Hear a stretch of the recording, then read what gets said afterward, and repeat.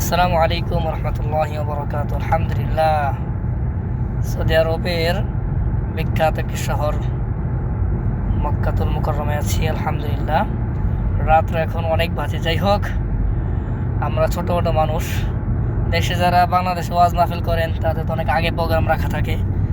তা আমাদের তো আগে প্রোগ্রাম রাখা ছিল না। আমি মক্কাতে আছি। আলহামদুলিল্লাহ, মক্কা থেকে জেদ্দা যাইতেছি প্রোগ্রামে ওয়াজ করার জন্য।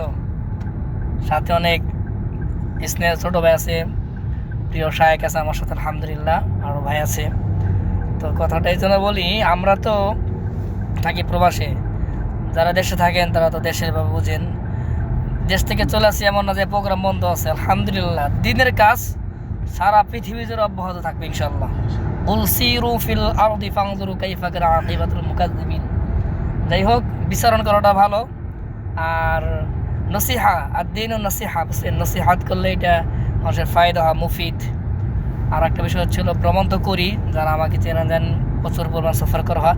তা আজকের সফরটা অন্যরকম, সাথে শ্রদ্ধেয় প্রিয় বড় ভাই আমার উনি আছেন। তো মনের আবেগিকতা পেশ করতেছি। যারা দেশে থাকেন আমাদের জন্য দোয়া করবেন, আল্লাহ পাক যেন আমাদের স্বচ্ছ কাজগুলো কবুল করেন। আর বাংলাদেশের বর্তমান যে প্রেক্ষাপট বা পরিস্থিতি, ন্যায়ের পক্ষে কথা বললে মানুষের দুশ্মন হয়ে যায়। এই জন্য মানুষের দুশ্মন হন বন্ধু হন, ওইটা কোনো বড় বিষয় না। সত্যের পথে থাকতে হবে, সত্যের কাজ করতে হবে। যদি আমাদের দুনিয়ার কোনো সমস্যা হয়, পরকালে ভালো কিছু পাবেন ইনশাআল্লাহ তাআলা। আমাদের মানিকগঞ্জবাসী যারা ভিডিও দেখবেন, সবার প্রতি উদারত আহ্বান রইল। বাউল এই সম্প্রদায় যেরকমভাবে উশৃঙ্খল করতেছে, বাড়াবাড়ি করতেছে, আপনারা আপনাদের মধ্যে তো তা'মুরুনা বিল মা'রুফ ওয়া তানহাউনা আনিল মুনকার ওয়া তু'মিনুনা বিল্লাহ। যাই হোক, সৎ কাজে আহ্বান করা, অন্যায় কাজে বাধা প্রদান করাটা ইমানের একটা অংশ।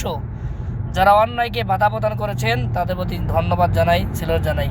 আল্লাহ পাক যেন সকল জালেমের জুলুম থেকে, মাজলুমদেরকে হেফাজত করেন এবং যারা ন্যায় পরায়ণ তাদেরকে দীর্ঘনেক হায়াত দান করেন। আমিন। আসসালামু আলাইকুম রহমতুল্লাহ।